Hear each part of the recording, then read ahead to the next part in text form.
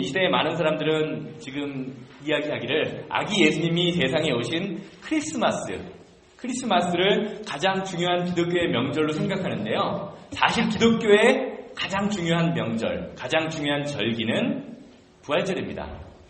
왜냐하면 기독교의 핵심이 바로 예수 그리스도의 부활에 있기 때문입니다. 예수님의 십자가 고통으로 인해서 우리가 죄사함을 받았고 또 예수 그리스도의 부활을 통해서 우리가 예수님과 함께 부활할 수 있다라는 소망이 생겼기 때문에 아기 예수님이 오신 예수 그리스도의 크리스마스, 물론 예수님이 이 땅에 오신 것도 중요하지만 정말로 그보다 더 중요한 것은 예수 그리스도의 부활을 우리가 함께 누리면서 살아가는가 아닌가 하는 것일 것입니다. 그렇기 때문에 우리는 부활이라는 그 단어만 생각하면요, 여러분들 마음속에 기쁨과 생명과 능력이 넘쳐야 합니다. 여러분들 한번 부활이라는 단어를 지금 한번 생각해 보시기 바랍니다. 여전히 인상을 쓰고 계시는 분들도 있는데요. 옆분들 보시면서요, 아까 방금 인사했는데 다시 한번 인사하시기 바랍니다. 예수님이 부활하셨습니다. 예, 예수님이 부활하셨습니다. 이게요, 날마다 우리 가운데 그리스도인들의 삶에 인사가 되어야 합니다. 저는 지난주 부활절 11예배를 마치고요, 과연 나는 한 사람의 신앙인으로서, 한 사람의 성도로서, 그리고 목회자로서 어떻게 예수님의 부활이 나의 능력이 되는가, 그리고 부활이라는 것이 과연 나에게 어떠한 의미로 다가오는가라는 것을 스스로 질문을 한번 던져보았습니다. 그러면서 생각한 것이요, 나는 어떻게 생각하는가 이전에 과연 성경에 있었던 사람들, 예수님 시대에 부활을 경험했던 그 제자들은, 예수님과 함께 생활했던 그 예수님의 사람들은 부활에 대해서 부활을 어떻게 맞이하고 있는지에 관해서 성경을 살펴보았습니다. 마태복음, 마가복음, 누가복음, 요한복음, 부활에 관한 이야기를요, 부활 이후의 이야기를 제가 한 장 한 장씩 천천히 읽어가면서 말씀을 묵상했습니다. 제가 사실 오늘은 예배 시간 설교를 대신해서요, 성경을 그냥 한번 쫙, 부활에 있는 성경을 쫙 한번 다 읽어보려고 그랬어요. 설교를 그거를 대신하려고 했는데, 그게 그래서 이렇게 프린트로 해서 나눠드리려고 그랬는데요, 너무 길더라고요. 너무 길어서 제가 이렇게 요약을 해갖고 왔습니다. 그냥 이것도 성경 구절을 다 쓰려고 그랬더니 성경 구절 다 쓰는 것도 너무 많아갖고요, 요약을 제가 했습니다. 그런데 복음서를 통해서 살펴본 제자들의 행동은요, 예수님이 세상에 부활하셨는데 부활을 믿지 못하는 상황이 이어졌습니다. 또 부활을 경험했지만, 예수님을 만났지만 자신의 삶의 자리로 돌아가고, 또 부활을 경험했지만 여전히 다른 사람들과 자신의 모습을 비교하는 모습이 바로 부활절 이후에 복음서에서 이야기하는 제자들의 모습이었습니다.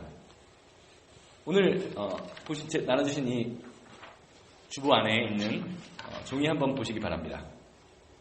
마태복음을 보면요, 예수님의 제자들의 부활을 경험한 예수님의 제자들의 이후의 행적이 나타나 있지 않습니다. 그냥 바로 예수님이 부활하셨다, 예수님이 돌아가셨다, 그리고 하고 예수님이 승천하시는 장면, 그렇게 나옵니다. 부활하시고 승천하시는 장면이 나옵니다. 마가복음 16장 보면 예수님이 부활을 목격한 사람들의 반응이 나오는데요, 8절 말씀을 보면요, 그들은 무서워서 아무 말도 못하였다라고 이야기합니다. 무서워서 부활에 관해서 아무 이야기도 못하였다. 11절 말씀을 보면요, 그들은 예수가 살아계신다는 것과 마리아가 예수를 목격했다는 말을 듣고도 어떻게 했다? 믿지 않았다라고 성경은 이야기해요. 또 12절 말씀을 보면요, 그 부활의 소식을 듣고도 어떻게 했다고 나옵니까? 그들이 다 시골로 걸어 내려가는데 예수님께서 그들에게 나타나셨다. 근데 13절 말씀을 보면요, 또 그 이야기를 제자들에게 가서 다른 제자들에게 이야기하니까 또 제자들이 믿지 않았다. 14절 말씀을 보면요, 예수님께서 무엇이라고 얘기하시냐면요, 야, 너희들의 부활, 내가 부활했다고 그렇게 이야기하고 부활을 사람들이 증거하는데 왜 믿지 않느냐?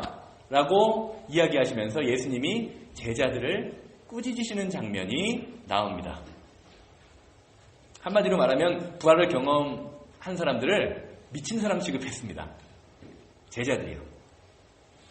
누가복음 말씀을 보면요. 누가복음은 길어서 제가 성경을 다 쓸 수가 없어서 그냥 요약만 했는데요. 12절 말씀을 보면요. 마리아와 여자들이 예수님이 부활하신 것을 보고 무덤에 갔습니다. 그리고 제자들 베드로와 요한이 무덤으로 가죠. 그리고 어떻게 했습니까? 시신이 12절 말씀을 보면 베드로가 예수님 시신이 없어진 것을 보고 그냥 이상히 여겼다라고만 이야기해요. 13절에서 15절 말씀을 보면요. 그때 제자들이 엠마오로 글로바라고 하는 제자와 어떤 한 제자가 엠마오로 그냥 부활하셨다라는 소식을 듣고 예수님이 죽으셨고 부활하셨다는 소식을 듣고 13절에서 35절까지 예수님 엠마오로 가는 제자들의 이야기가 나옵니다. 그런데 예수님을 만났을 때 제자들은 어떻게 됐죠? 예수님인지 알아보지 못했다라고 성경은 증거하죠. 32절 말씀을 보면 예수님이 성경을 풀어주실 때의 마음이 뜨거워지고 그 이후에 비로소 예수님을 알아봤다라고 이야기합니다. 36절에서 49절 말씀을 보면요. 예수님이 제자들에게 나타나셔서 45절 말씀에서 성경을 통해서 깨닫게 하셨습니다. 내가 부활한 것이 성경의 말이 이루어진 것이다라는 것을 깨닫게 하셨고요. 48절 말씀을 보면 제자들에게 사명을 주시는데 어떤 사명을 주시냐? 너희는 내 증인이 되어라 라고 이야기합니다. 요한복음은 조금 더 길어요. 보니까 20장 1절에서 29절 말씀 그리고 21장 1절에서 25절 말씀이 부활을 목격한 제자들의 반응, 사람들의 반응인데요. 1절 이후의 말씀을 21장 1절 말씀을 보면요. 여자들이 무덤에 갔다가 예수님이 없음을 제자들에게 알립니다. 4절에서 10절 말씀을 보면요. 똑같이 제자들이 무덤에서 예수님의 시체가 없음을 확인하고 자신의 집으로 돌아갑니다. 그런데 여자들은 남아서 슬피 울고 있어요. 11절에서 18절 말씀을 보면 여자들이 남아서 예수님을 만났다. 남아있던 사람들은 만났다라고 이야기합니다. 그러면서 제가 옆에 가로를 쳐놨죠. 만약에 제자들이 그 자리를 떠나지 않았다면 어떻게 됐을까? 19절에서 23절 말씀을 보면요. 예수님이 제자들에게 첫 번째로 나타나십니다. 19절, 21절 말씀을 보면 예수님이 평화가 있기를 peace be with you. 너에게 평화가 있기를 원한다 라고 이야기하십니다. 그리고 22절 말씀을 보면 성령 받아라 라고 이야기하시고요. 24절에서 29절 말씀을 보면 예수님이 제자들에게 두 번째로 나타나십니다. 그런데 첫 번째 나타나셨을 때 아마 도마가 없었나 봐요. 도마가 나는 그 손과 발을 만지기 전에는, 손과 옆구리를 만지기 전에는 믿지 못하겠다라고 이야기하시니까요. 도마에게 못자국과 창자국을 만져보아라 라고 이야기를 하시는 장면이 나오죠. 이렇게 20장에서 이렇게 이야기를 하시는데 21장 말씀, 21장의 결과를 보면 어떻게 됩니까?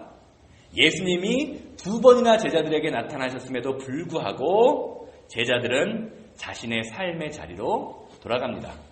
제가 이건 최근에 몇 주 전에, 한 달 전에 계속 요한복음 21장 말씀을 드려서 다들 아실 텐데요. 21장 말씀을 보면요. 물고기 잡는 기적을 보여주시면서 그들에게 사명을 주시죠. 내 양을 먹여라. 내 양을 치라 라고 이야기합니다. 그런데 21장 말씀 그렇게 다 사명을 주신 이후에 또 요한의 모습이 되게 웃겨요. 무엇이라고 얘기하냐면요. 요한은 베드로가 어떻게 죽습니까? 그렇게 베드로가 어떻게 됩니까? 그렇게 다른 사람의 삶에 여전히 관심을 갖고 있는 모습을 보게 됩니다. 제가 이렇게 간단하게 한 장을 요약했는데요. 여러분들 집에 가서 시간 되시면 부활 후에 예수님의 제자들이 과연 어떻게 행동했는지 한번 천천히 읽어보시면서 예수님의 제자들의 행동을 한번 묵상해 보시기 바랍니다. 제가 이 요약한 말씀의 내용을 보면요. 부활하신 예수님의 모습을 만난 제자들은요. 예수님의 부활의 소식을 듣고도 믿지 못하고 심지어는 만나보고도 여전히 두려움에 떨고 예수님의 따라다니기 이전에 삶으로 돌아가는 그 제자들의 모습을 볼 수 있습니다. 이것이 바로 성경에서 말하는 부활을 경험한 제자들의 모습입니다. 한마디로 예수님은 부활해서 승리하셨지만 제자들의 모습은 여전히 실패자이고 여전히 패배자이고 여전히 좌절되고 낭망하고 있는 삶에 머물러 있다는 것입니다. 이렇게 복음서의 모습을 한 주 동안 제가 가만히 살펴보면서 제 마음속에 드는 생각은 어떤 생각이냐면요. 아니 어떻게 제자들이 예수님을 따라다니고 예수님께 말씀을 들었다라고 하는 그 제자들이 부활하신 예수님의 모습을 눈으로 직접 보고도 또 만져보고도 어떻게 이럴 수가 있는가라는 감정이었습니다. 예수님의 제자들은요, 예수님이 십자가에 달려 돌아가실 때에 다 뿔뿔이 흩어져 도망갔습니다. 심지어 어떤 사람은 자신의 겉옷이 벗겨지는 것도 모르고 그것도 창피한 줄도 모르고 아주 빨가벗고 도망갔다라고 성경은 증거하죠. 그것은요, 왜 그랬냐면 제자들은 예수님이 잡혀서 십자가에 달려 돌아가시는 것처럼 나도 십자가에 달려 달려 죽지 않을까 하는 두려움 때문이었죠. 자신들이 생각했던 예수님은 어떤 예수님의 모습이었습니까? 메시아의 모습이었습니까? 정치적으로 그리고 군사적으로 아주 힘이 강력해서 쿠데타를 일으켜서 로마를 무너뜨리는 그런 강력한 지도자가 자신을 구해줄 것, 그리고 예수님이 그러한 사람이 될 것을 원했는데 그러한 꿈이 무너졌기 때문에 그들의 두려움은 아마 이해가 갑니다. 도망가는 것은.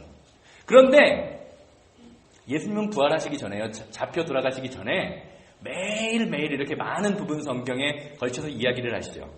내가 죽고 난 다음에 사흘 만에 다시 살아날 것이다 라고 몇 번에 걸쳐서 이야기를 하시고 실제로 부활하셨습니다.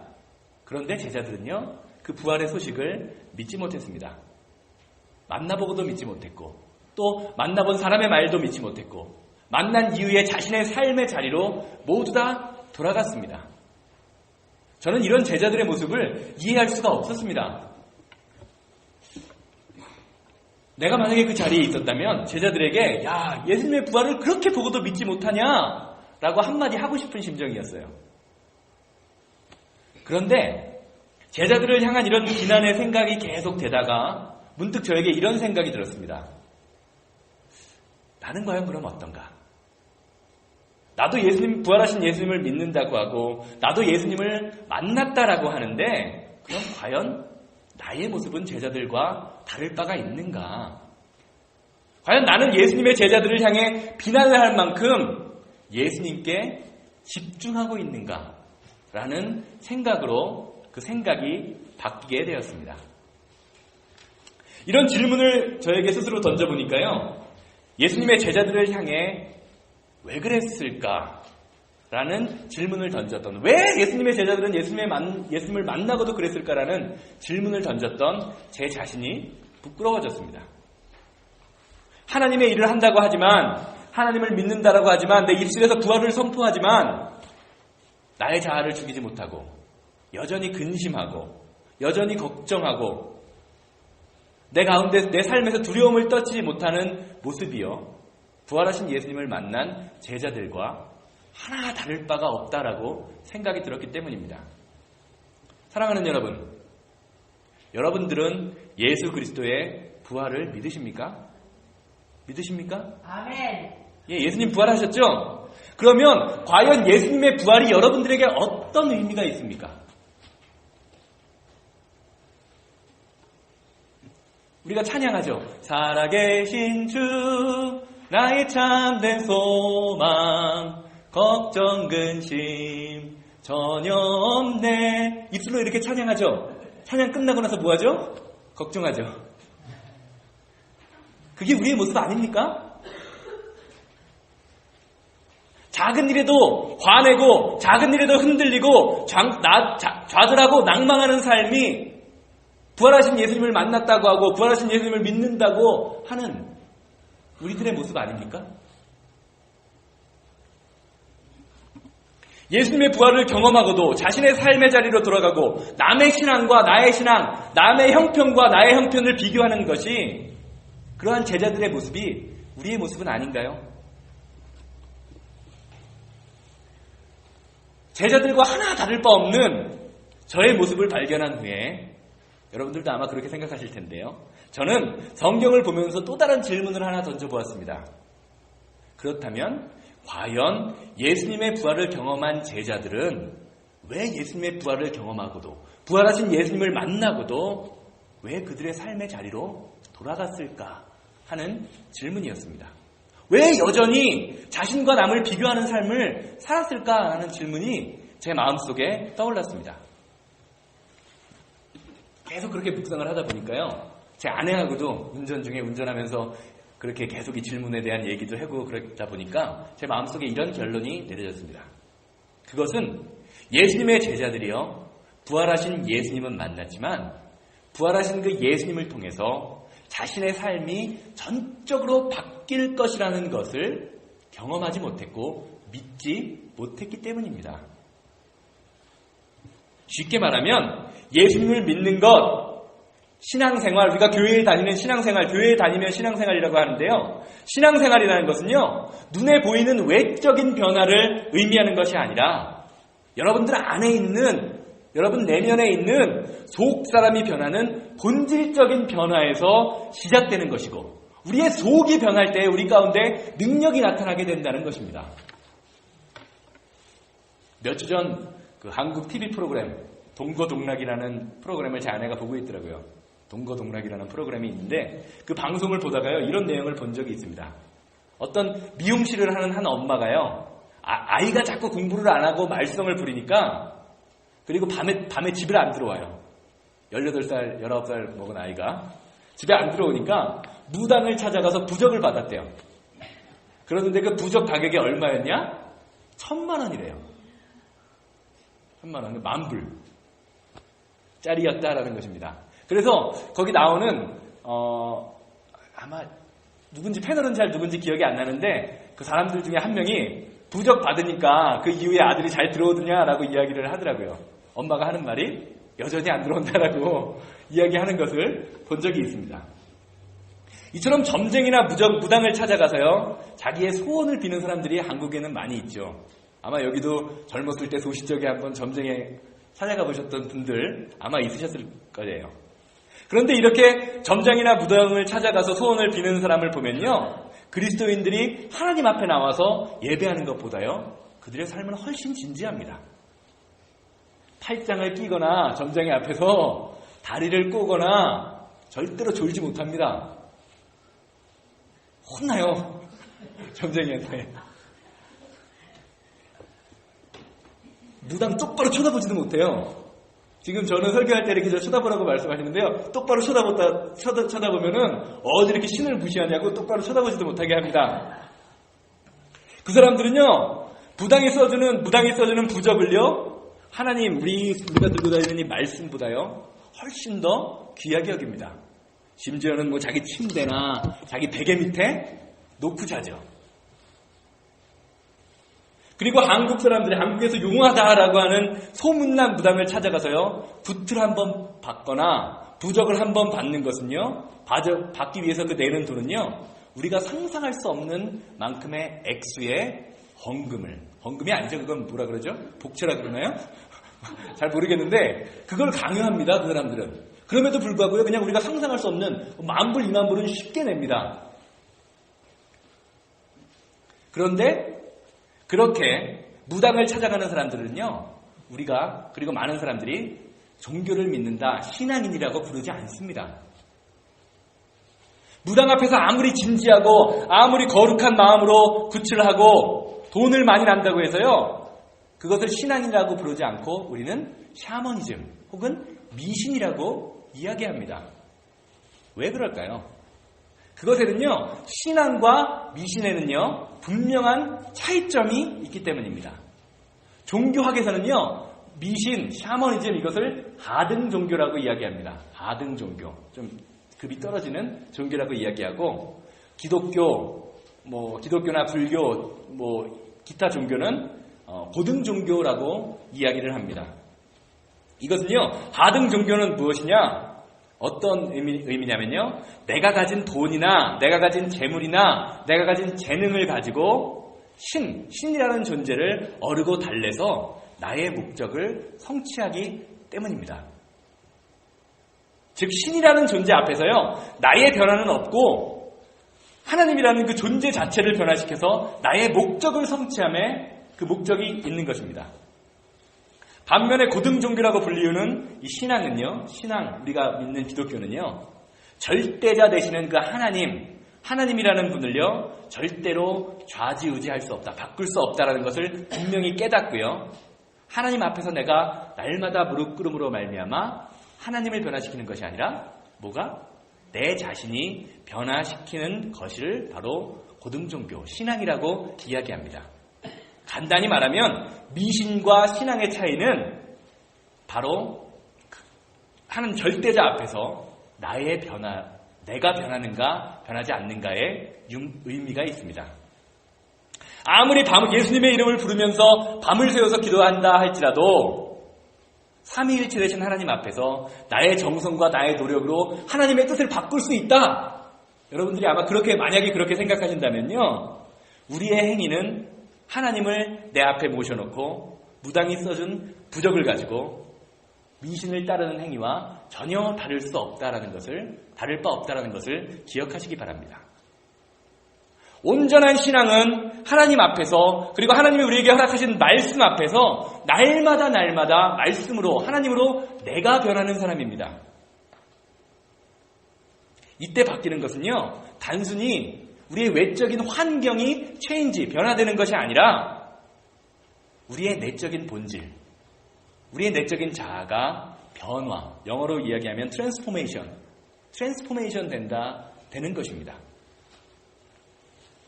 부활을 경험한 예수님의 제자들은요, 예수님의 부활이 자신들의 외적인 변화를 가져올 것이라고 생각했습니다.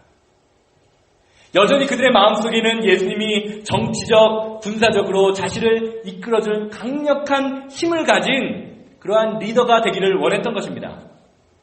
그런데 그런 것들이 일어나지 않자, 예수님 부활을 했지만 내 삶에 변하는 것은 별로 없네. 부활! 그까짓 거 별거 아니네. 라는 생각을 한 겁니다. 다시 말하면 그들의 내적인 부활을 통해서 그들의 내적인 변화, 그들의 속이 변하지 않았기 때문에 예수님의 부활을 경험하고도 예수님의 곁을 떠나려고 노력했던 것입니다. 사랑하는 여러분, 제가 아까 설교 처음에 질문 드렸었죠. 여러분들 예수님의 부활을 믿으십니까? 정말로 예수님이 부활하셨습니까? 예수님의 부활을 여러분들의 삶 가운데 경험하고 계십니까? 그렇다면 여러분들은 여러분의 주변 환경이 변하기를 원하십니까?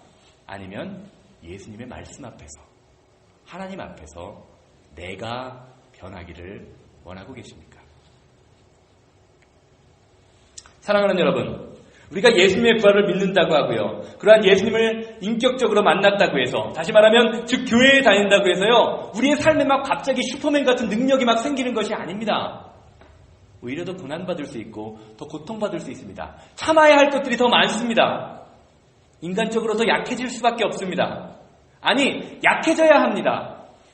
왜냐하면 예수님의 말씀이 용서하고 사랑하고 나누고 섬기라라고 명령하고 계시기 때문입니다. 예수님을 믿는다고 하면서 좀 마음에 안 든다고 해서, 담임 목사가 마음에 안 든다고 해서 좀 짜증내고 남에게 분개하기 좋아하고 혈기 부리고 내 마음대로 사는 것은요, 내 안에 변화가 일어난 것이 아닙니다. 부활하신 예수님을 보고도 믿지 못하고 자신의 삶으로 돌아가는 제자들과 하나 다를 바가 없음을 기억하시기 바랍니다. 사랑하는 여러분, 그리스도인으로서 예수님을 통해서, 말씀을 통해서 내적인 본질의 변화, 내 안에서 일어나는 변화가 일어나지 않는 신앙은 결단코 올바른 신앙이 아닙니다. 참된 그리스도인이 되기 위해서, 다시 말해서 주님 앞에서 우리가 날마다 변하는 그리스도인이 되기 위해서는요, 예수님이 우리에게 원하는 것이 무엇인지 똑바로 아는 삶을 살아야 합니다. 과연 예수님이 여러분들에게 원하는 것은 무엇입니까? 부활하신 예수님이 우리에게 무엇을 원하셨을까요? 누가복음 21장 48절과요, 사도행전 1장 8절 말씀은요, 우리에게 예수님이 부활하시고 난 다음에 무엇이 되어라 라고 말씀하시는 것을 볼 수 있습니다. 뭐라고 말씀하십니까? 성령이 너에게 임하시면 너희가 권능을 받고 예루살렘과 온 유대와 사마리아와 땅끝까지 이르러 내 증인이 되어라. 누가복음 21장 48절에도 내 증인이 되라라고 이야기하십니다. 증인은 어떤 사람입니까? 증인은 본 것, 경험한 것을 그냥 그대로 이야기하는 사람입니다. 즉 신앙생활에서요, 먼저 경험하는 것도 중요하지만 경험한 것을 그대로 전달하는 것이 우리 신앙생활 가운데 그렇게 쉽지 않다라는 것을 성경은 이야기합니다.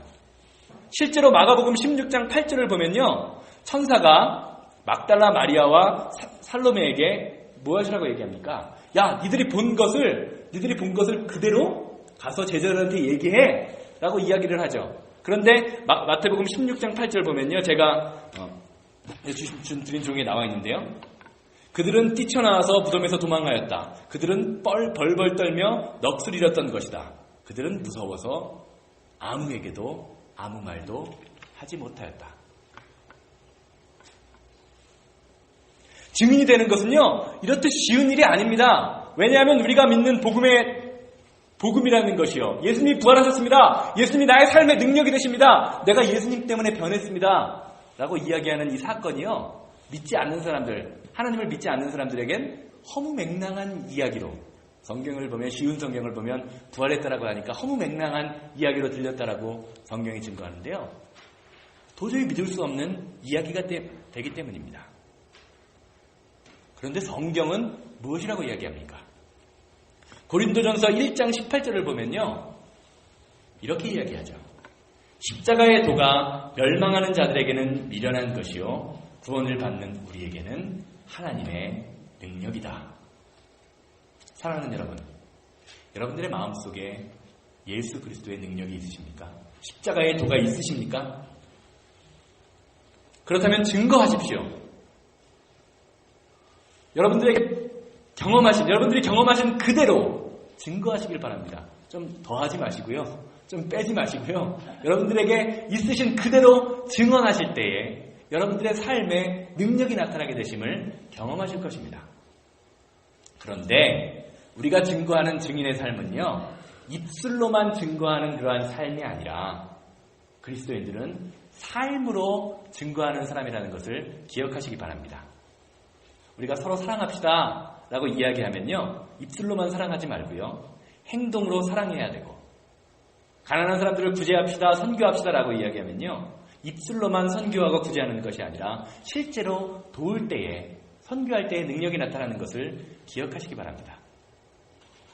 여러분의 삶에 예수님을 경험하고도 멀리 떠나가는, 제자들처럼 떠나가는 그러한 삶이 아니라 예수님을 온전히 증거하고 전파하는, 나 자신이 변화됨으로써 말미암아 예수님을 온전히 증거하시는 여러분들 되시기를 주님의 이름으로 소망합니다.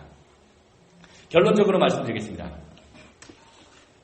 사랑하는 여러분, 예수님이 부활하셨습니다. 그리고 예수님이 약속하신 것처럼 우리에게 성령을 보내주셨습니다. 그리고 그 성령 받은 사람은요, 예수님 때문에 여러분들의 삶이 전적으로, 예수님 믿기 이전의 삶과 이후의 삶이 전적으로 변화될 것이다라고 예수님은 약속하셨습니다. 믿으십니까?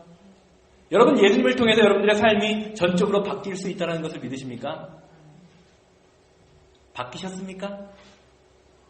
어떤 사람들은 예수님 믿고요, 너무 열심히 믿는 것을 두려워합니다. 왜냐하면 내가 예수님을 너무 열심히 믿으면 예전의 삶과 예전의 삶을 떠나기가 싫어서 바뀌는 것을 두려워하는 사람들이 많이 있습니다.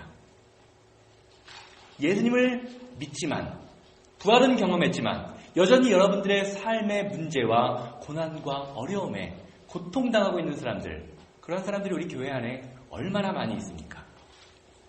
성경 말씀을 가만히 살펴보시고 마가, 누가, 요한복음 말씀을 가만히 한번 집에서 읽으면서 묵상해 보시기 바랍니다. 오늘 제가 요약해 드린 것을요. 성경 말씀을 보면요, 부활 이후에 여전히 자신의 삶의 자리에서 방황하는 제자들에게 예수님은 각각 다른 방향으로 만나고 있는 것을 볼 수가 있습니다. 마가복음을 보면요, 예수님이 직접 나타나셔서 제자들을 스스로 꾸짖으셨다라고 말씀합니다. 누가복음을 보면요, 예수님의 제자들을 말씀으로 깨닫게 하셨다라고 기억은 이야기합니다. 요한복음은요, 예수님의 제자들에게 기적을 보여주심으로써 제자들이 그 기적을 보고 기적을 통해서 예수님이 살아계시는구나, 예수님이 능력이 있으시는구나 라는 것을 알게 하시는 것을 볼 수 있습니다. 사랑하는 여러분, 이것이 말씀하는 것이 무엇입니까? 예수님이, 살아계신 하나님, 부활하신 예수님이 여러분들에게 어떤 방식으로 접근하실지는 아무도 모른다는 거예요.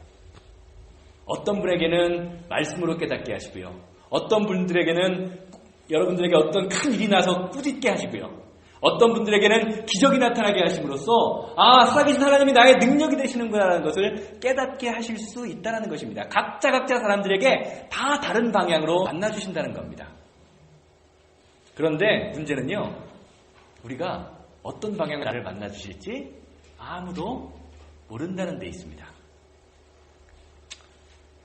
여러분과 함께 하시는 하나님, 여러분 마음속에 계신 예수님께 집중하시기를 바랍니다. 그리고 그 하나님께서, 예수님께서 여러분들에게 깨달음을 주신다면, 만약에 깨달음을 주신다면요, 그 말씀을 가지고 증인의 삶을 사시는 여러분들 되시길 바랍니다. 부활을 경험하고도 증인의 삶을 살지 않으면요, 예수님의 제자들처럼 자신의 삶의 자리로 돌아가고 세상의 소리에 귀를 기울일 수밖에 없게 됩니다. 여러분은 지금 누구의 소리에 귀를 기울이고 계십니까? 세상의 소리에 귀를 기울이고 계십니까? 아니면 하나님의 말씀에 귀를 기울이면서 살아가고 계십니까? 다른 사람과 비교하지 마십시오.